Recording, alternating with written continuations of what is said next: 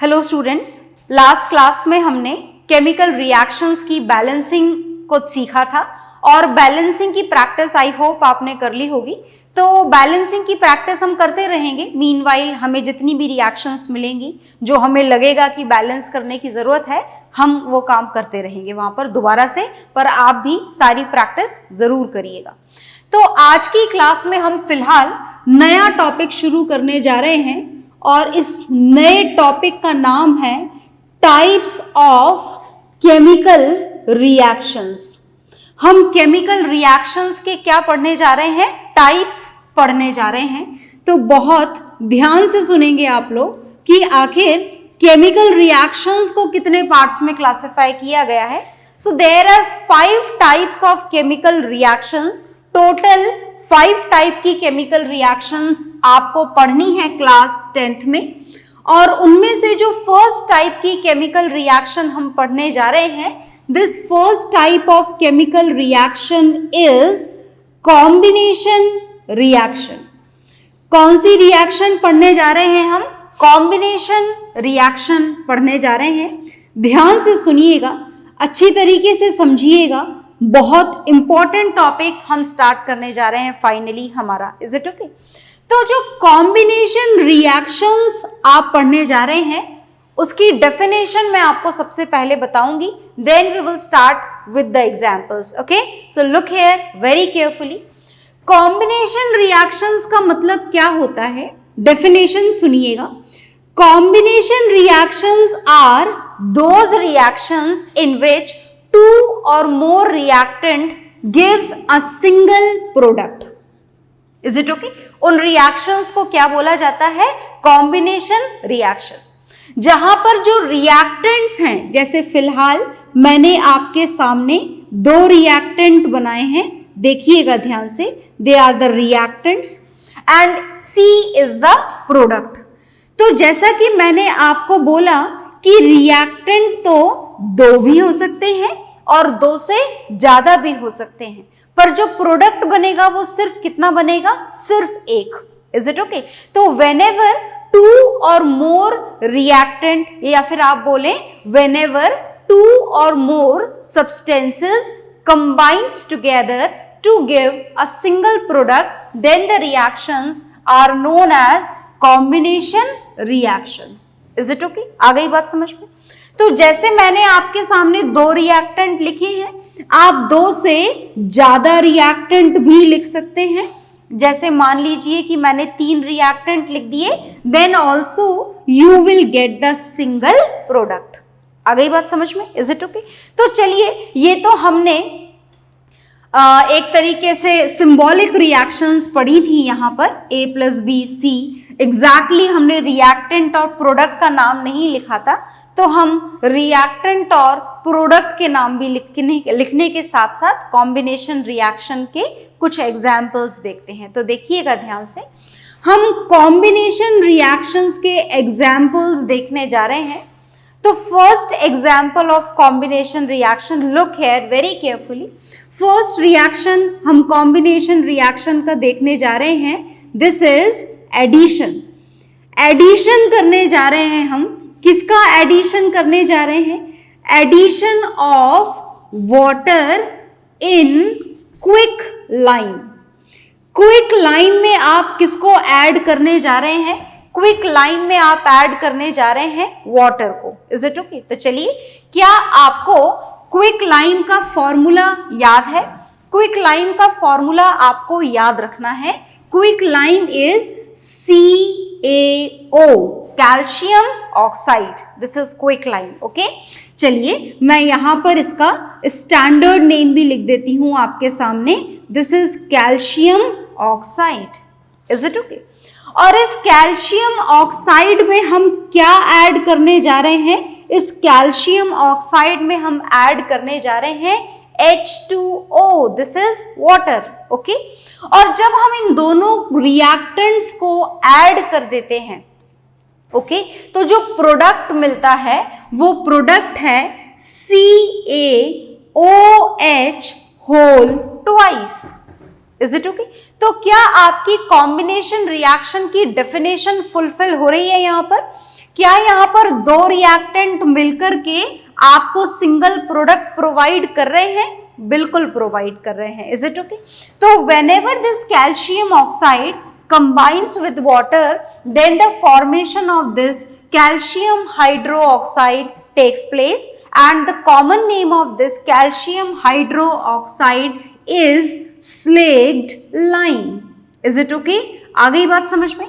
और ये जो स्लेक्ड लाइम जो बना है, ये जो कैल्शियम ऑक्साइड में वाटर आपने ऐड करा है और ये जो स्लेक्ड लाइम आपका प्रिपेयर हुआ है, this solution is used for the purpose of white wash.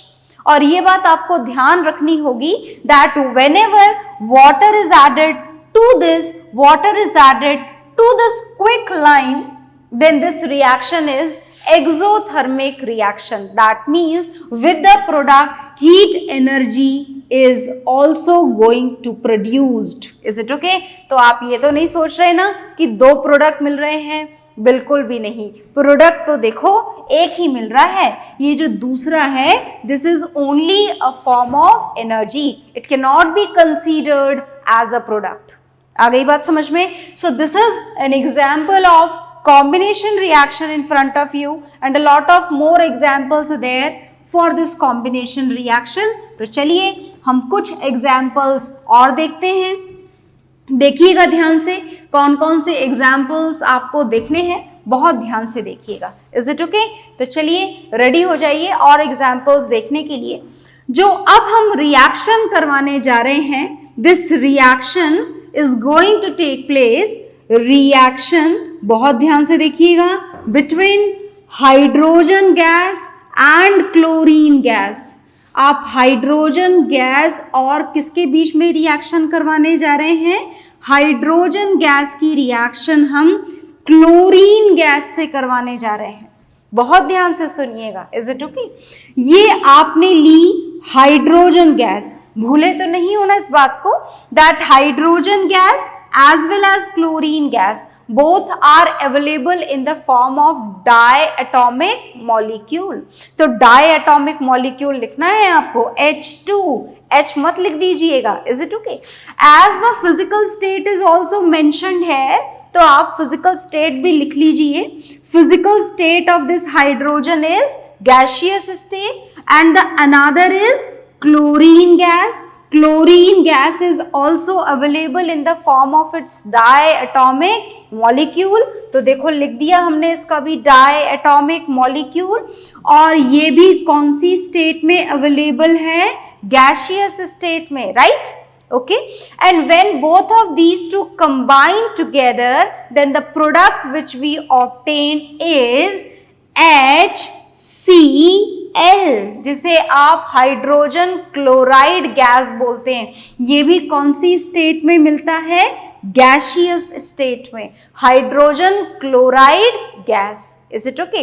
क्या रिएक्शन बैलेंस्ड है? बिल्कुल भी नहीं। बैलेंस करनी पड़ेगी, ऑफ कोर्स करनी पड़ेगी। तो हमने यहाँ पर लगा दिया, बैलेंसिंग में नहीं बता रही हूँ उस रिएक्शन की। I hope this is very simple. So to cover this 2 hydrogen and 2 chlorine, we just put this 2 over here. Is it okay? So now the reaction is balanced. Okay? तो क्या ये combination reaction है? बिल्कुल, this is an example of combination reaction. Look here, 2 reactant combines together to give a single product. So this is also an example of combination reaction. Is it okay? तो I hope आपको combination reaction समझ में आ गया होगा। बहुत सारे examples हैं और आपको देखते ही पता लग जाना चाहिए कि ये कॉम्बिनेशन रिएक्शन है, और बहुत ही आसान है ये पता लगाना कि ये रिएक्शन कॉम्बिनेशन है या नहीं। सिर्फ एक ही कंडीशन सेटिस्फाई होनी चाहिए that the product should be only one. Reactant कितने भी हो सकते हैं, प्रोडक्ट कितना होना चाहिए? सिर्फ एक होना चाहिए। Is it okay? तो ये जो रिएक्शन हमने पढ़ी, first type of chemical reaction, this is combination reaction. And now we are going to know about the second type of reaction. बहुत ध्यान से देखिएगा, ये जो सेकेंड रिएक्शन मैं आपको बताने जा रही हूं, बहुत ज्यादा ध्यान से देखिएगा क्योंकि बहुत सारे और इंपॉर्टेंट एग्जाम्पल्स हमको यहाँ पर पढ़ने हैं। Is it okay? बहुत ध्यान से देखने के लिए तैयार हैं आई होप आप लोग। And the second type of chemical reaction is decomposition reaction. कौन सी रिएक्शन अब आप पढ़ने जा रहे हैं? अब हम पढ़ने जा रहे हैं decomposition reactions. Is it okay? और डीकंपोजिशन जो रिएक्शंस हम यहां पर पढ़ने जा रहे हैं, आप ये बोल सकते हैं that decomposition reactions are exactly opposite that of combination reaction. Combination reaction की exactly opposite nature की होती हैं ये reactions। कौन सी reactions? Decomposition reactions। क्या होता है डीकंपोजिशन रिएक्शन में? अगर आप अपोजिट बोलना चाह रहे हैं इनको, तो डीकंपोजिशन रिएक्शन में रिएक्टेंट एक ही होता है। Is it okay? And this single reactant changes into 2 और more product. Is it okay? जैसे मैंने फिलहाल आपके सामने लिखा है, this single reactant changes into 2 products. पर रिएक्शन की डेफिनेशन में मैं आपको बोल रही हूं, सिंगल रिएक्टेंट चेंजेस इनटू 2 और मोर प्रोडक्ट। मतलब प्रोडक्ट 2 भी मिल सकते हैं, 3 भी मिल सकते हैं और 3 से ज्यादा भी मिल सकते हैं। Then that reaction is known as decomposition reaction, right? तो ये जो डीकंपोजिशन रिएक्शन है, इसमें रिएक्टेंट को स्प्लिट होना है। Is it okay? रिएक्टेंट को कुछ पर्टिकुलर पीसेस के अंदर स्प्लिट होना है। This is first part, this is part 2, this is part 3 and the another parts में also be received over there. Is it okay? आई बात समझ में? तो जब किसी कंपाउंड को टूटना है, स्प्लिट होना है, तो उसको टूटने के लिए इतने सारे पीसेस में, इतने सारे प्रोडक्ट्स में इस रिएक्टेंट ए को किसकी जरूरत होगी? It definitely needs a particular form of energy. इसको किसकी जरूरत होगी? एनर्जी की जरूरत होगी। Is it okay? आई बात समझ में? किसकी रिक्वायरमेंट है? इस सिंगल रिएक्टेंट को इतने सारे प्रोडक्ट में कन्वर्ट होने के लिए किसकी रिक्वायरमेंट है? एनर्जी की रिक्वायरमेंट है। So this is a very basic information related with the decomposition reaction, that it definitely needs some amount of energy to complete this reaction. And because of this only, these decomposition reactions are also known as endothermic reactions. In reactions को endothermic reactions भी बोला जाता है। Is it okay? अब देखिए, ये जो energy की रिक्वायरमेंट है, this requirement of energy can be fulfilled by any form of energy. Is it okay? For example, if this energy is supplied in the form of heat energy, then the decomposition is known as thermal decomposition. तो फिर उस decomposition का नाम क्या हो जाता है? फिर उस डीकंपोजिशन का नाम हो जाता है थर्मल डीकंपोजिशन। समझ गए ना आप? अगर ये रिक्वायर्ड एनर्जी आप हीट की फॉर्म में सप्लाई कर रहे हो, तो डीकंपोजिशन का क्या नाम हो गया? Thermal decomposition. Is it okay? And if this energy is supplied in the form of electrical energy, क्या इलेक्ट्रिकल एनर्जी की फॉर्म में भी एनर्जी रिक्वायर हो सकती है? Yes, definitely. इसका एग्जाम्पल हम जरूर देखेंगे। तो when the energy is supplied in the form of electrical energy, then it is known as electro decomposition. तो फिर उस रिएक्शन का नाम क्या हो जाता है? Electro decomposition, right? Is it okay? And it may also be known as the reactant, the process, the phenomena can also be known as electrolysis of any compound. That we'll see later, we'll discuss about it later. And the last, the form of energy which can be supplied for the decomposition of a particular reactant, that may be light energy. Light energy का मतलब भूले तो नहीं है ना आप? Light energy का मतलब होता है रोशनी. Is it okay? सनलाइट और may be another form also, tubelight की रोशनी भी हो सकती है.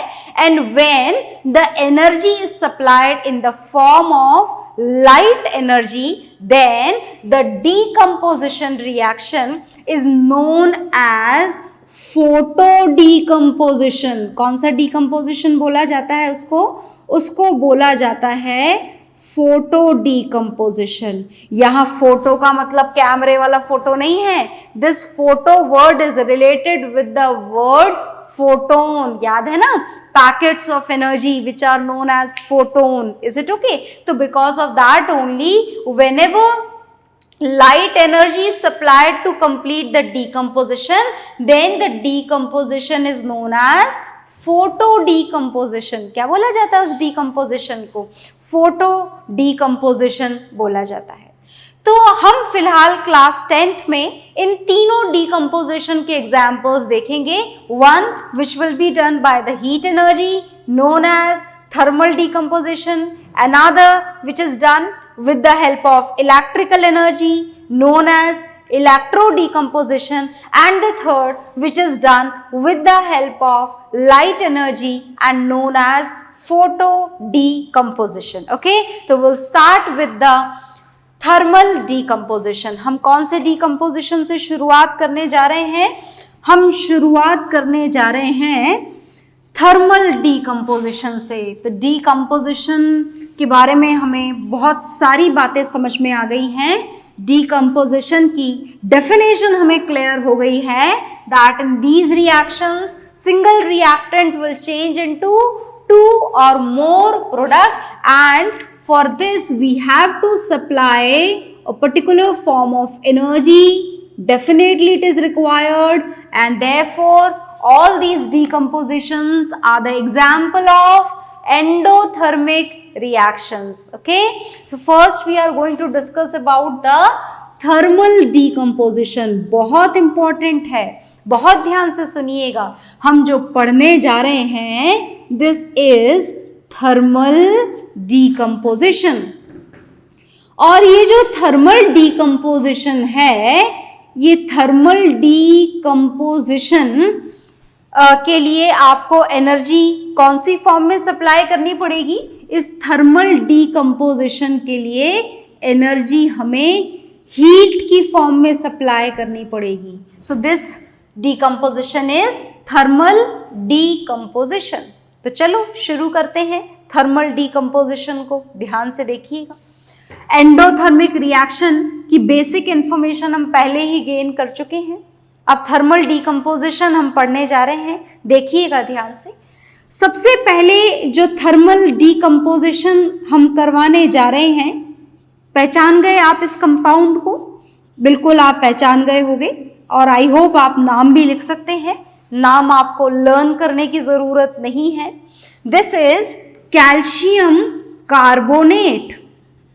This reactant is calcium carbonate.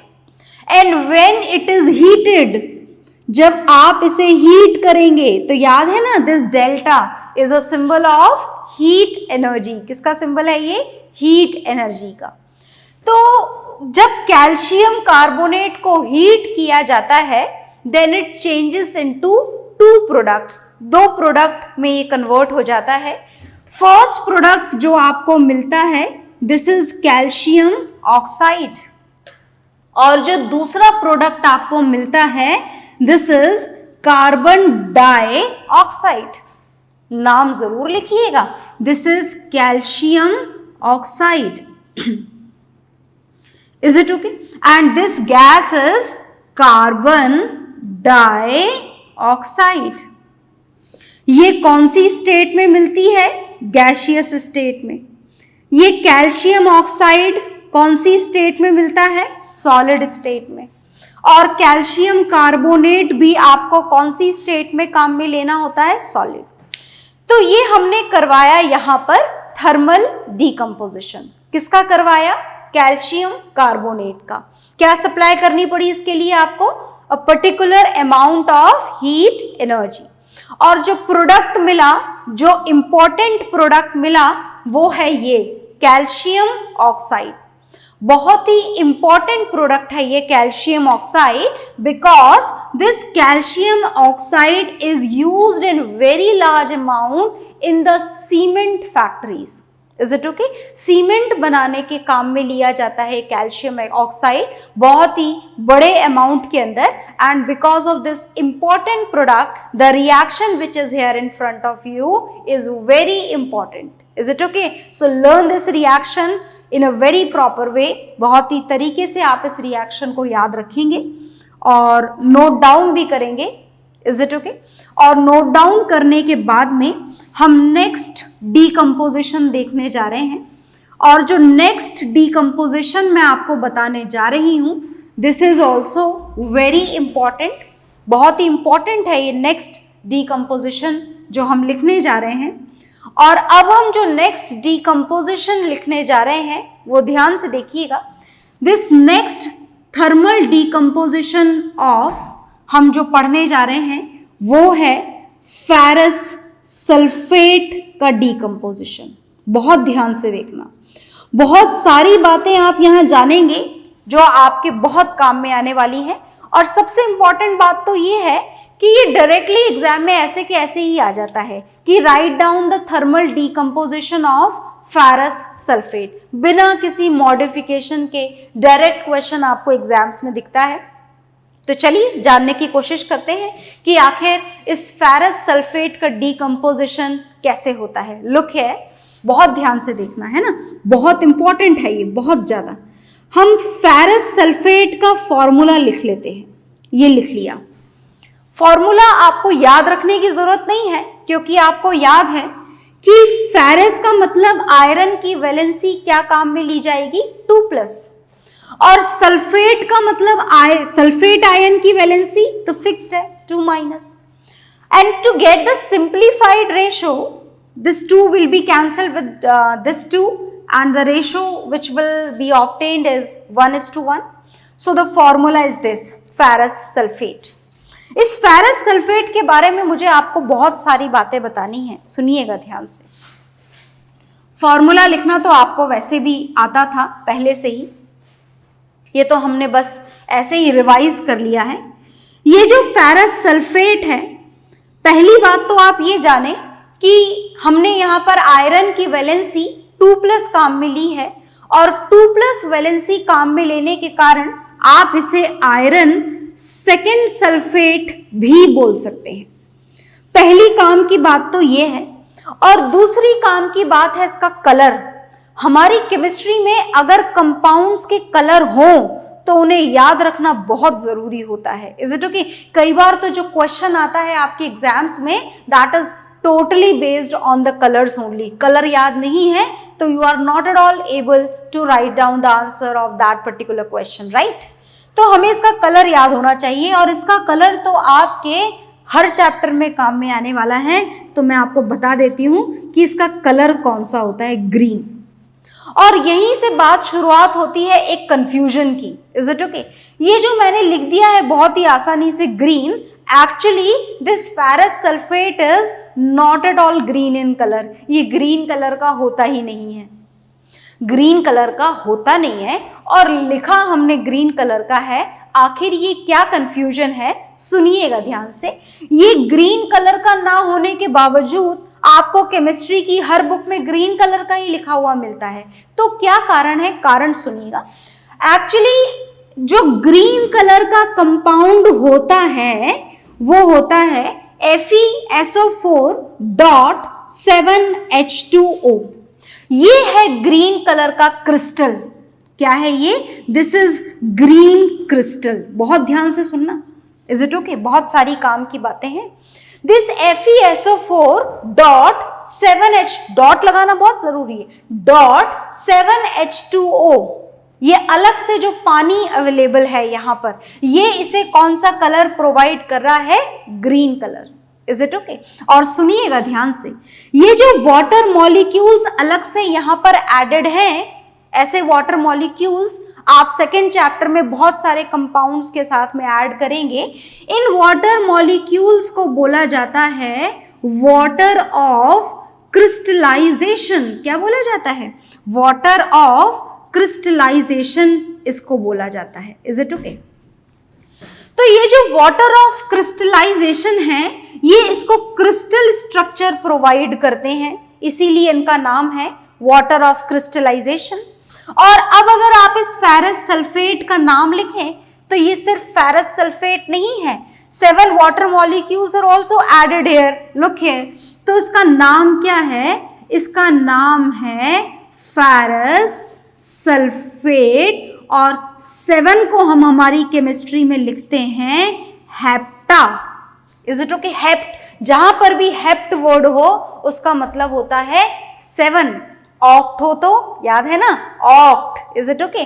8 हो तो, है ना। 7 के लिए क्या यूज किया जाता है? हेप्टा। और वाटर मॉलिक्यूल्स के लिए हाइड्रेटेड। आप बोलते हो ना keep hydrated, keep your body hydrated, तो हाइड्रेशन का मतलब क्या होता है? पानी। It is related with the water molecule. So here also this is heptahydrated. तो ये नाम है हमारे इस ग्रीन कलर के कंपाउंड का। सारी बातें समझ में आई ना? पहली बात तो इसका कलर कौन सा होता है? ग्रीन। दूसरी बात, ये जो अलग से डॉट लगाकर वाटर मॉलिक्यूल्स ऐड करे हैं, इनको क्या बोला जाता है? Water of crystallisation.